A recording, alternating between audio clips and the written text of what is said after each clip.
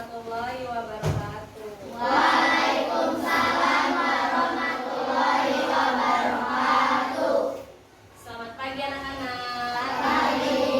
Bagaimana kabar kalian pagi hari ini? Alhamdulillah luar biasa. Allahu Akbar. Tetap semangat. Yes. Alhamdulillah. Ibu doakan semoga kita semua selalu dalam keadaan sehat walafiat. Amin ya robbal alamin. Nah, sebelum memulai pembelajaran pada pagi hari ini, kita berdoa terlebih dahulu ya. Nizam, boleh disiapkan. Berdoa mulai. Berdoa selesai. Nah, coba kalian tengok kanan, kiri, depan, dan belakang. Ada teman yang tidak masuk? Ada. Siapa? Para. Alhamdulillah. Kenapa temannya tidak masuk? Sakit. Nah, kita berdoa untuk temannya. Semoga teman kita yang hari ini tidak masuk lekas diberi kesembuhan atau kesehatan. Amin ya robbal alamin. Sudah semangat untuk belajar? Sudah. Alhamdulillah. Kita mulai pelajaran hari ini. Kita akan belajar di tema 3, subtema 2, dan pembelajaran yang kedua. Mengulas pembelajaran yang kemarin sudah Ibu jelaskan. Kemarin kita sudah belajar tentang iklan media cetak. Iklan media cetak itu bisa berupa poster, bisa berupa pamflet, dan yang lain-lainnya. Dan kemarin juga Ibu sudah membahas tentang sakit diare. Ya, dan juga kemarin kita sudah membahas tentang cara membuat oralit. Ya, masih ingat? Masih. Kita membuat oralit itu dengan campuran apa? Gula dan garam diberi air hangat. Nah, itu bisa menjadi obat apa? Obat tradisional apa? Diare. Nah, sekarang kita akan membahas di pembelajaran yang kedua, masih berkaitan dengan yang pembelajaran yang pertama. Kita mulai ya.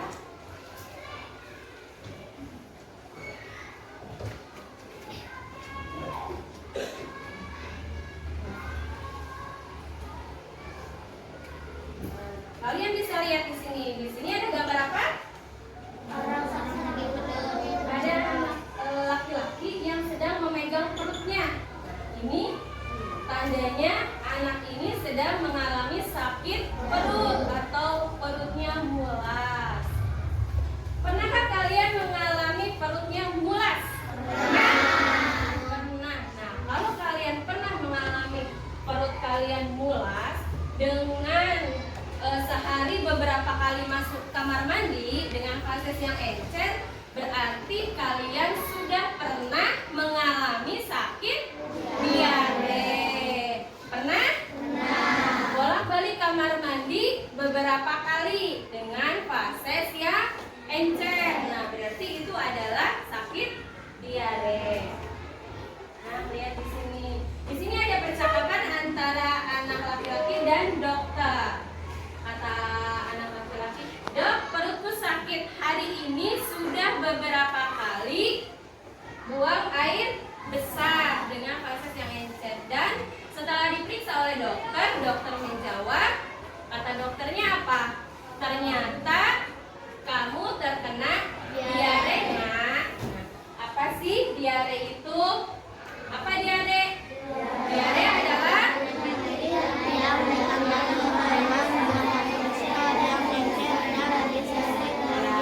diare itu penyakit yang ditandai dengan proses yang encer. Kita bisa bolak-balik ke kamar mandi beberapa kali. Nah, itu adalah pengertian dari diare. Diare terjadi ketika makanan dan cairan yang dimakan terlalu cepat atau terlalu besar jumlahnya, sehingga pada saluran usus kita tidak dapat mencerna. Contohnya gini, kamu jajan, makanannya itu kamu tidak punya dengan sempurna. Nah, kamu telan, makanan itu masih terlalu besar dan tidak bisa dicerna oleh usus kita. Nah, itu juga akan bisa atau menyebabkan penyakit diare. Diare dapat terjadi ketika kita mengonsumsi makanan atau minuman yang terkontaminasi dengan apa? Virus, bakteri, apalagi? Parasit, ya. Contohnya kamu kalau jajan, misalkan jajannya sembarangan. Nah, itu kita tidak tahu makanan itu bersih atau tidak. Yang selanjutnya, diare yang parah apabila tidak segera ke dokter. Kamu misalkan kamu terkena diare, tetapi tidak diobati secara tradisional, tidak dibawa ke dokter, itu juga akan menimbulkan kematian. Kenapa? Karena kita bolak-balik ke kamar mandi beberapa kali dengan kasus yang encer, tubuh kita akan kekurangan cairan, timbulnya tubuh kita akan lemas dan bisa menimbulkan kematian. Makanya kalau kita terkena diare, obati dengan obat tradisional. Kalau tidak sembuh juga, kita berobat ke dokter supaya diberi obat oleh dokter. Nah, di sini ada penyebab diare. 1, infeksi virus. Yang kedua, ada infeksi bakteri dan parasit. Yang ketiga, intoleransi makanan. Yang keempat, ada alergi makanan. Yang kelima, ada penyakit usus. Yang keenam, ada gangguan usus fungsional atau stres. Nah, sekarang kita lihat yang infeksi virus. Infeksi virus itu bisa disebut juga dengan rotavirus. Ini biasa terjadi diare pada anak-anak. Yang kedua, ada infeksi bakteri dan parasit. Biasanya masuk melalui makanan dan minuman yang terkontaminasi, yang bercampur, ya, yang bercampur makanan atau minuman tersebut yang bercampur dengan parasit atau yang lainnya. Yang ketiga, intoleransi makanan. Intoleransi makanan itu terjadi apabila sebagian orang itu tidak bisa meminum gula yang terkandung di dalam susu. Nah, itu bisa menyebabkan diare. Itu bagi sebagian orang, ya, tidak bisa meminum gula yang terkandung di dalam susu. Itu disebutnya intoleransi makanan. Yang keempat, ada alergi makanan. Alergi makanan itu biasanya reaksi negatif terhadap obat-obatan. Yang kelima, penyakit usus menimbulkan diare kronis dengan berbagai penyebab. Banyak penyebabnya. Apa sih gejala diare itu?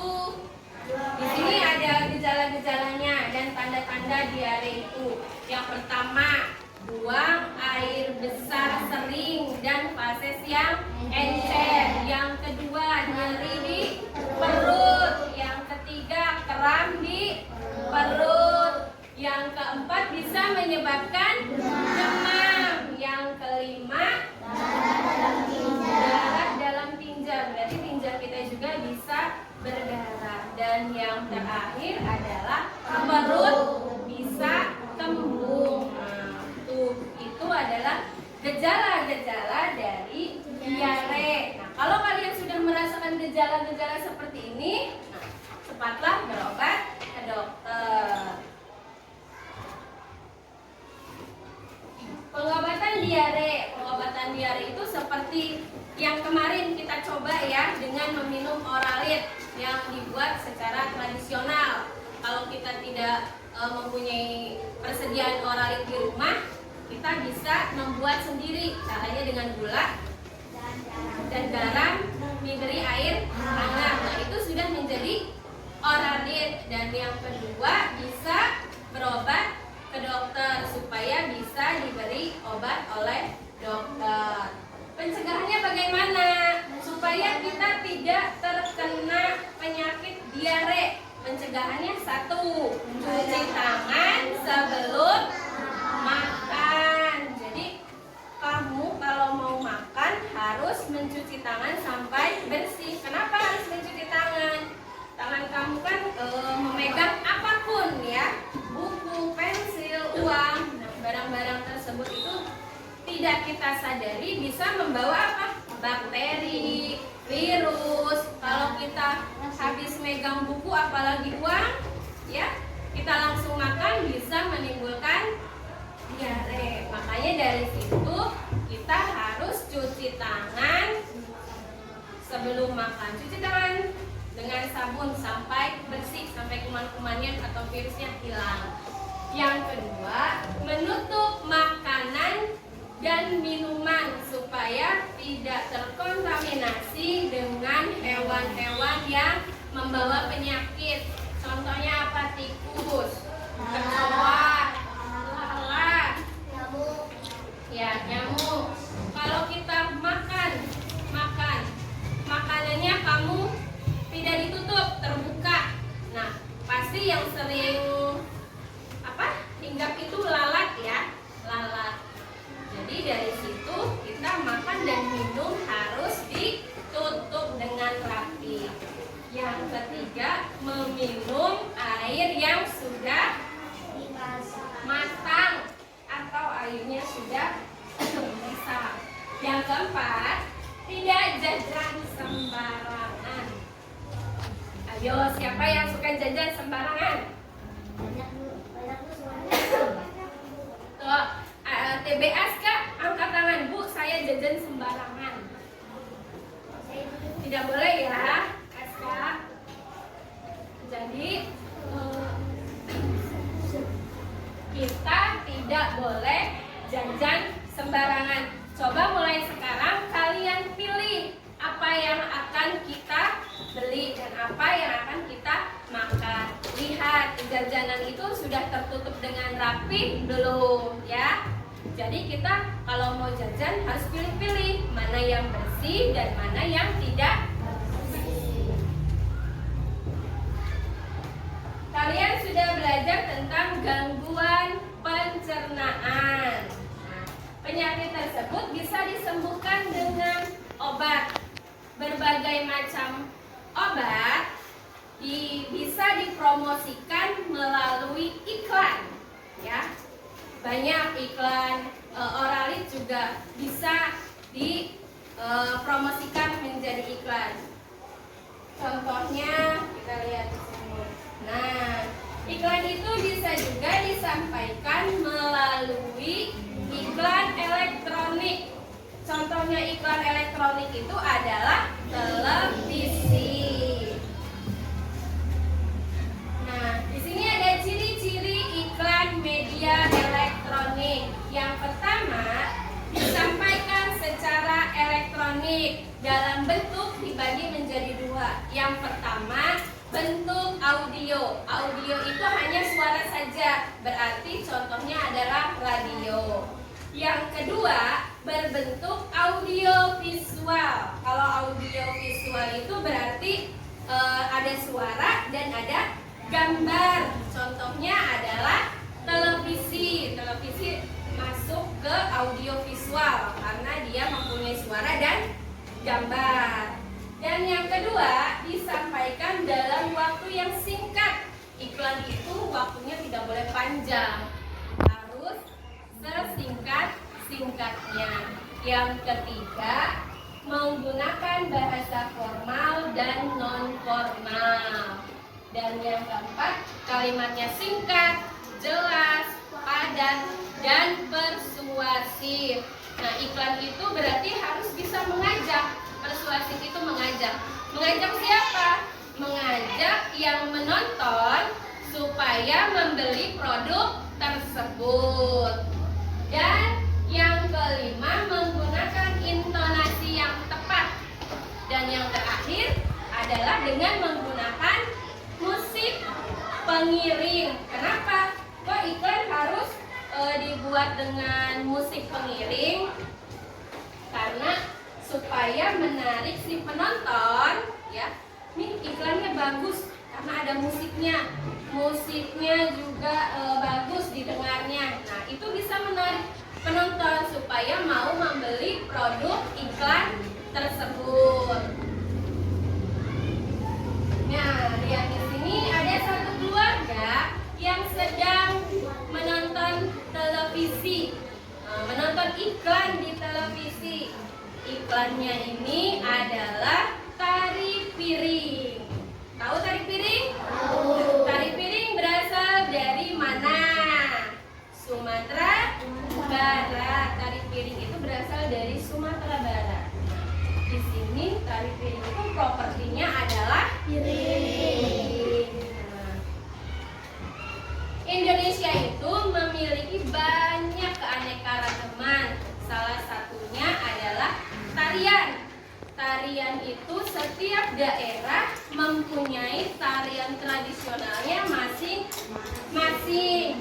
Di sini tarian daerah juga mempunyai propertinya masing-masing. Setiap daerah itu mempunyai propertinya. Nah, di sini apa sih properti itu? Properti merupakan bagian perlengkapan dari tarian. Jadi alat yang digunakan penari untuk memperindah atau mempercantik tarian tersebut. Tadi seperti tadi contohnya tari piring ya. Tari piring itu tadi propertinya adalah piring. Itu untuk melengkapi tarian supaya tariannya menjadi indah dan bagus. Di sini ada properti tarian tradisional Indonesia. Propertinya ada tariannya di sini. Yang pertama ada tarian jaran kepang. Jaran kepang itu berasal dari Ponorogo. Propertinya adalah kuda-kudaan. Pernah lihat? Pernah. Nah, yang kedua ada tadi tari piring yang kita sudah bahas ya. Tari piring itu berasal dari Sumatera Barat. Propertinya adalah piring. Yang ketiga ada tari jaipong. Tahu tari jaipong? Tahu. Berasal dari mana? Jawa Barat. Propertinya adalah selendang. Yang keempat ada tari topeng. Asalnya dari mana? Dari Cirebon, Jawa Barat. Propertinya adalah topeng. Yang kelima ada tari pendek. Berasal dari mana? Bali. Berasal dari Bali. Propertinya adalah bogor. Yang keenam ada tarian sedati. Asalnya dari Aceh. Propertinya berupa rencong. Yang ketujuh ada tarian dari Papua. Tari apa itu namanya? Tari perang. Nah, itu propertinya berupa apa? Berupa tombak dan perisai. Yang terakhir di sini ada tari kipas. Asalnya dari Sulawesi Selatan. Propertinya kipas. Nah, berarti keanekaragaman di Indonesia itu banyak ya, beraneka ragam. Yang kita bahas hari ini adalah salah satunya adalah tarian tradisional Indonesia. Dari berbagai daerah, berbagai provinsi, masing-masing mempunyai tariannya masing-masing ya. Tadi yang sudah Ibu jelaskan juga, kalian sudah lihat. Di sini ada tariannya, berasal dari mana, propertinya apa saja. Berarti Indonesia itu kaya akan budaya. Nah, sampai di sini penjelasan dari Ibu. Ada yang mau ditanyakan? Tidak. Tidak ada. Ada yang mau ditanyakan? Tidak. Tidak ada. Kalau tidak ada, berarti Ibu akan memberikan evaluasi evaluasi untuk hari ini. Nanti kalian bisa kerjakan masing-masing, sendiri-sendiri dikerjakan. Di sini soalnya ini ada tarian apa, di sini nama tariannya apa, asalnya dari mana, dan propertinya apa, ya. Ibu bagikan satu-satu.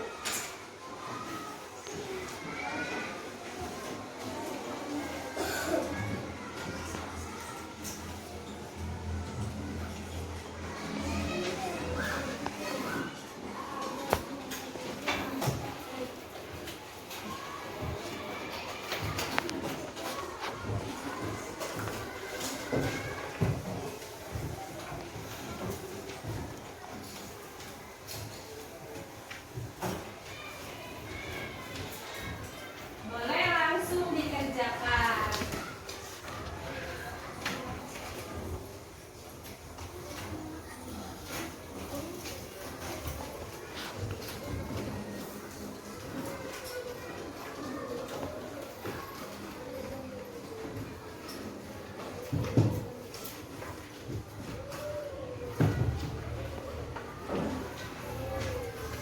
Boleh langsung dikerjakan ya. Kerjakan sendiri-sendiri karena kalian sudah punya soalnya masing-masing. Nama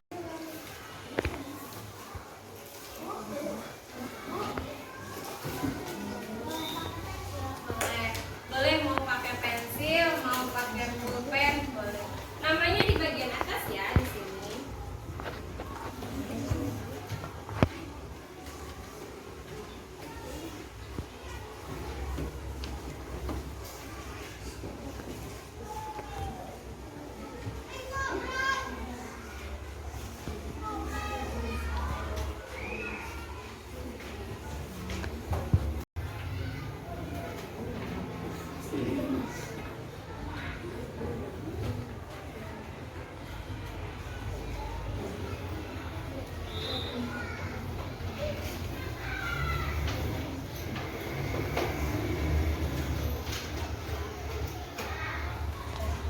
Setelah kalian mengerjakan evaluasi yang tadi, apa ada pertanyaan?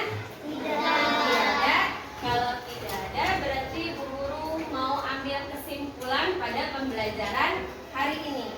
Kesimpulan pembelajaran pada hari ini adalah kalau kita terkena penyakit diare, berarti kita harus cepat-cepat berobat ke dokter atau bisa meminum dengan cairan oralin. Dan jajan juga tidak boleh sembarangan.